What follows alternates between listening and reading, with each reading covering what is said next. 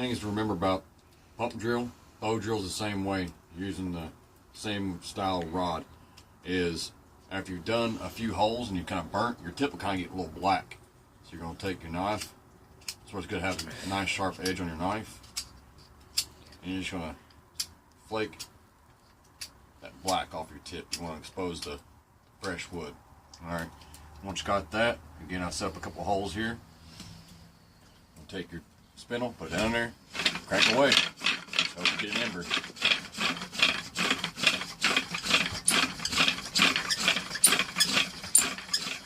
If you get it too sharp, it'll burrow in like a drill bit, which is what I'm dealing with right now. And my rope's a little off center. Like I said, this is just the biggest game in these, and time consuming of these, is adjusting your pieces to get them right. Once you get them right, you ain't gonna worry about it, but get them right.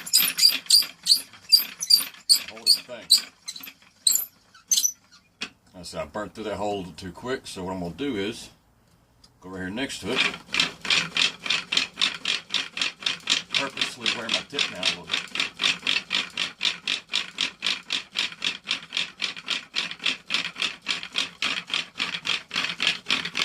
Lots of smoke. However, won't make nothing for one fact. I don't have my air groove there. So now I've worn my tip down a little bit. Oh, a nice fresh hole here. See what we can do.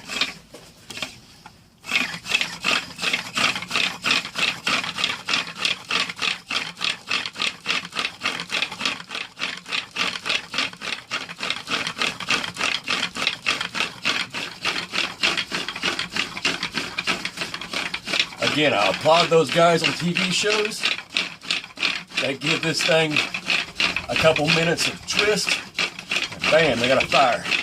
I like to know what kind of wood they're using. This is definitely not an easy process in any environment. Now you can see how my tips wore down a little bit there. That's that nice duller tip that I want. And again, you can start to get a nice little ember there. I'll let it go. So that's the pump drill. Bow drill works the same way. The reason I don't use bow drill as much, it takes a lot more coordination and effort. I've watched my buddy practice it and practice it and practice it at jungle school, and it probably took him a couple weeks to where he was good enough that he didn't throw his pedestal and rod down over the hill 4 or 5 times during instruction. All right, another one that I picked up on in Hawaii. It's big, especially in the in the Pacific area, in the Pacific Islands, is the fire plow. You have one piece here I've carved down into a kind of almost a knife blade, but you want a more rounded edge here. Alright, you gotta make sure you leave you plenty of meat to hold on to when you're doing this, because if you don't, it's just not gonna go anywhere.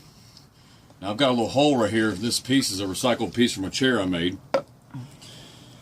You're gonna start by carving a small groove in there. Once you got the small groove in there, and again, these pieces, the more you use them, the better they work.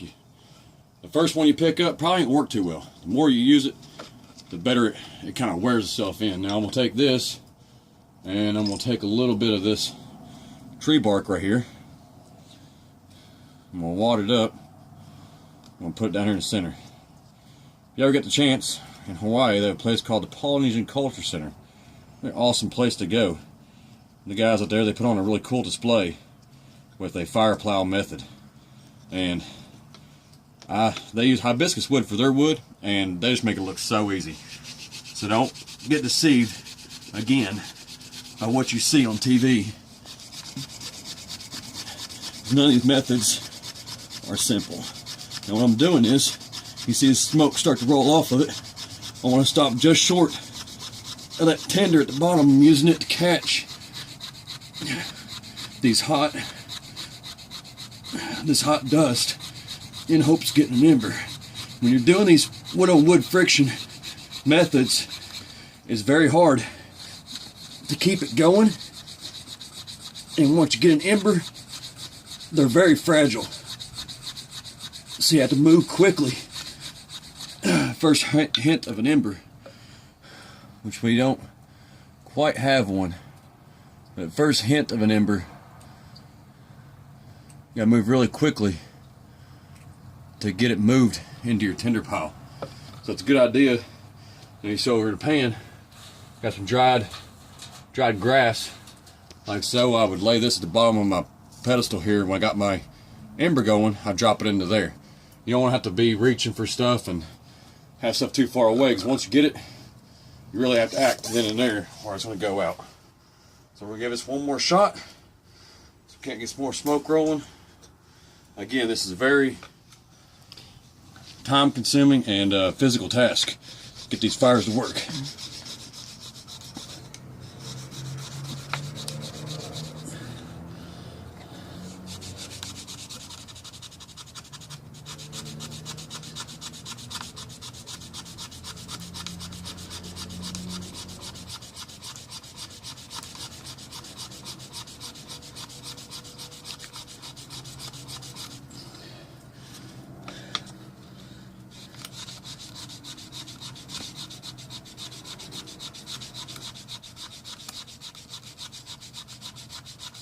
Get a nice dark powder. I want to see, and again, it's a smoker.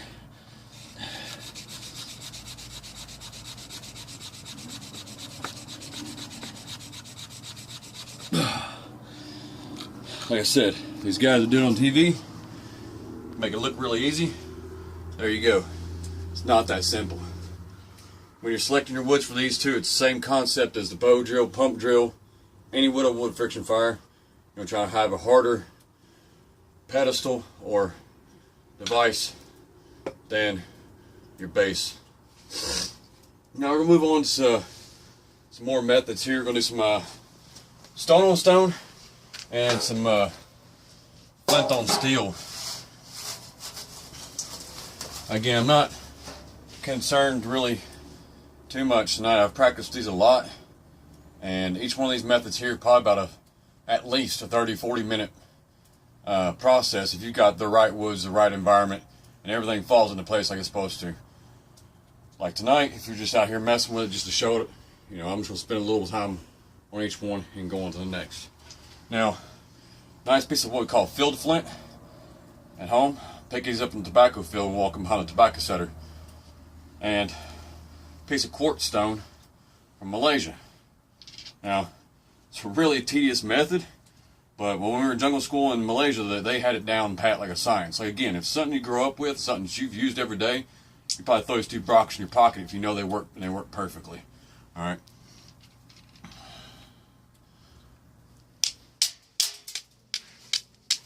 The object is not to break pieces off the rock so much as to get it to spark.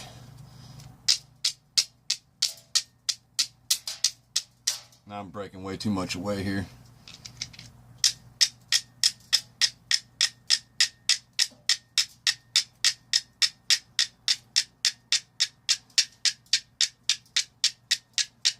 It's not really wanting to cooperate with me tonight, so we'll move on to flint and steel. They call us a knuckle buster for a reason. You miss, flint's really sharp. It's going to dig in really bad.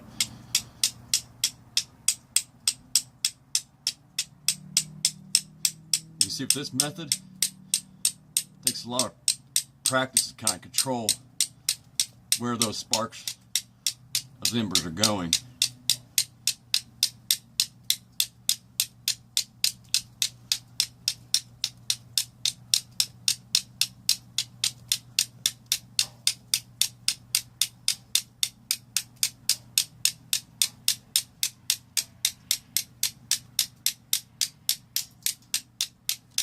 Each one of these little sparks is actually pieces of glowing hot rock that's dropping off of my grass here.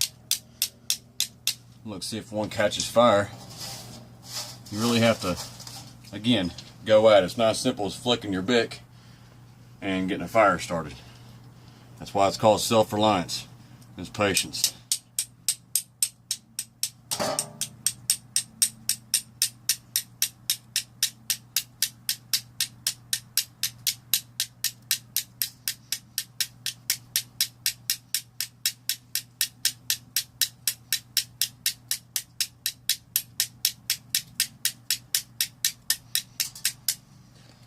So, see See how that works? Again, plenty of good spark, got the right tinder. Now, I've had a piece of birch bark and a piece of rich pine sitting out here on the sidewalk. It's got rained on about an hour straight while ago. I'm just gonna take a lighter real quick, touch it to it, so you can see it's nice and wet. Plenty of moisture on it there. It's been laying out in the water for a while. But it's all in knowing your area and knowing what you can go to as far as tinder. So, show how well it lights.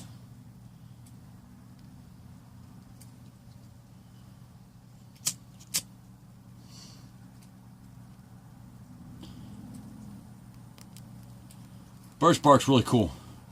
Kind of roll up on itself, ball up before it actually lights. But once you get it lit,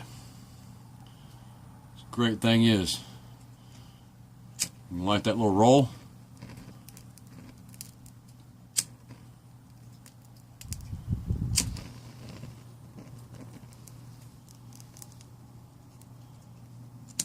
And you can see here, fighting the wind tonight, but then again, we don't really have it covered. Just kind of showing how flammable this stuff really is. You can kind of see there, acts as own fire shield.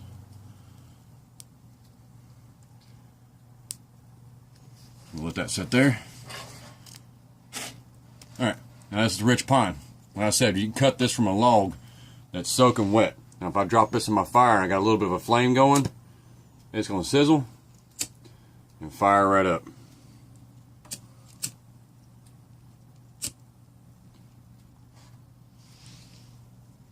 And it smells really good too. As you can see there, holds a really good ember also. Lights right back up.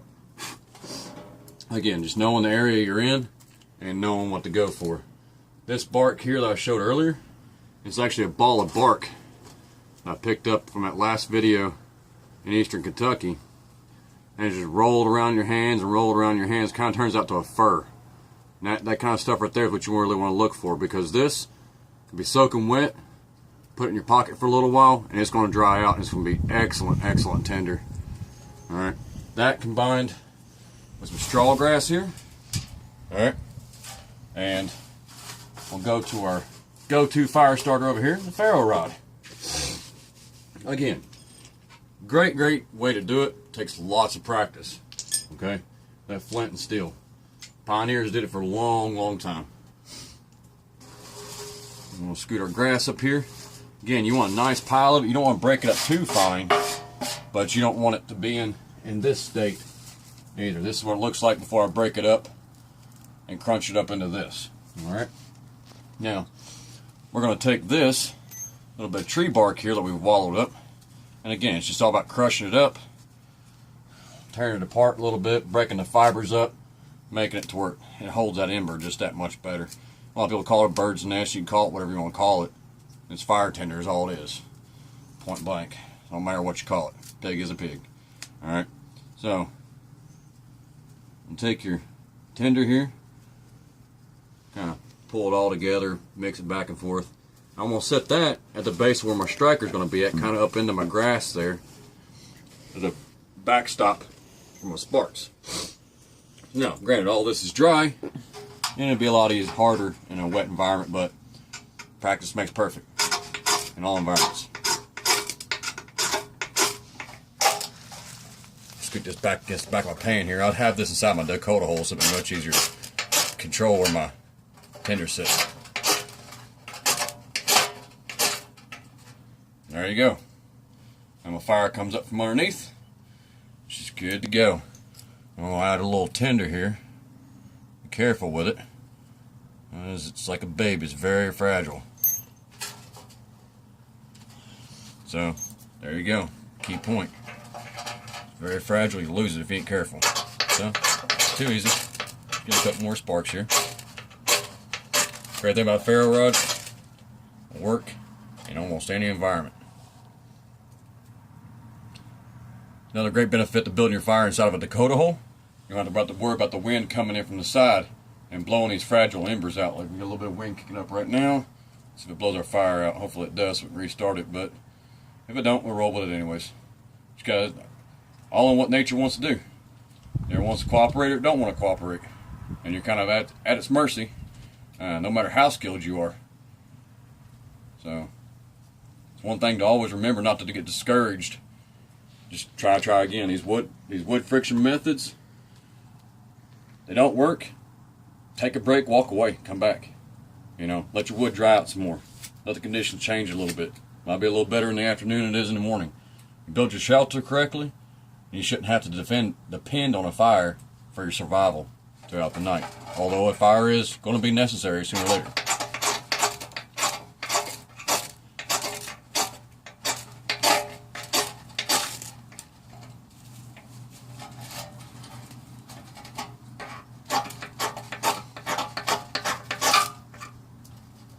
Go.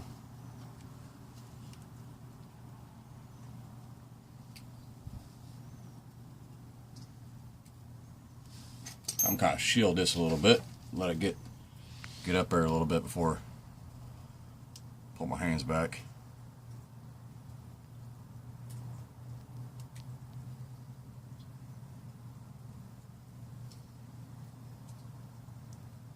It's all about nursing it. Once you get enough coals,